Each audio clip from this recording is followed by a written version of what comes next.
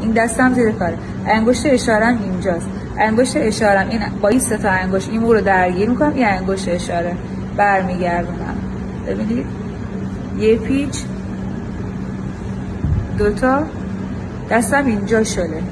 صفر نمیگیرم. دیدم که صفر میگیرید بچه ها. این رو اینجا نگه میدارم و مو رو میدم به سمت جلو تا هر جایی که دوست داشته باشم. این مو رو آروم آروم جوری که کارم اصلا نریزه به هم میکشم رو به صورت مشتری. ببینید بدون اتو اینجا دیگه هیچ آری این بره. میبینید اوری چون میخوام اینو پولکی کنم و این بیاد زیر کارم. اوکی میتونین که